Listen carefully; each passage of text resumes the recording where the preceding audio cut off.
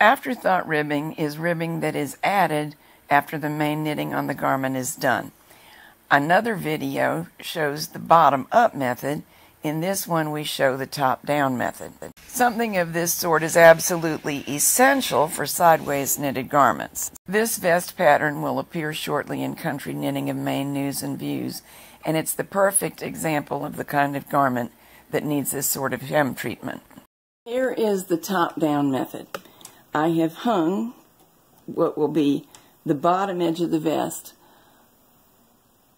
but it'll be the part above the ribbing, on the same number of needles, determining it in the same way as I showed you before. You're going to need to improvise some way to get the ribber comb hung into the fabric, because we've got to have downward weight to begin the ribbing.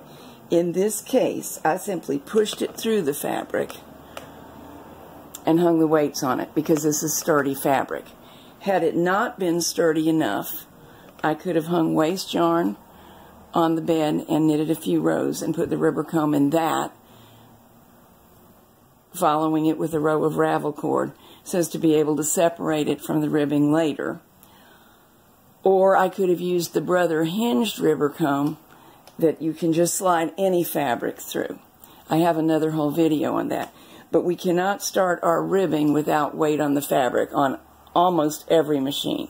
Next, we knit one row, either automatically with the carriage or by hand. This time the carriage did okay, and the difference is smooth yarn, no Fair Isle sections. Now we begin transferring for one-by-one ribbing, moving every other stitch to the opposite bed. Work all across like this. You may wonder, what's the difference? In what we're doing now, the bind off will be at the very bottom of the sweater. The other way we did it, the tubular cast on will be at the very bottom of the sweater. It's not a very different effect, but slightly, and you may find you prefer one over the other. Now we'll make sure that we're set for normal knitting, the stitch size for the ribbing, everything's set up for one-by-one ribbing, so we just knit those ribbing rows. The ribbing rows are now complete. We transfer back all stitches on one bed. I always use the back or main bed because I find it more straightforward to bind off from that position than the reverse. Any neat bind off will do, of course, but I'm trying something here. I've done this with the Passett before, and I'm experimenting with the Superba. You notice that I've brought all the needles up on the front bed, and I've racked so that they alternate.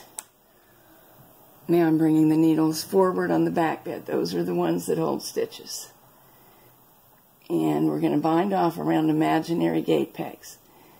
The front bed needles are the imaginary gate pegs. One of my favorite bind-offs for Japanese machines is to bind off around the gate pegs. You can't do it on European machines because the majority of them don't actually have gate pegs.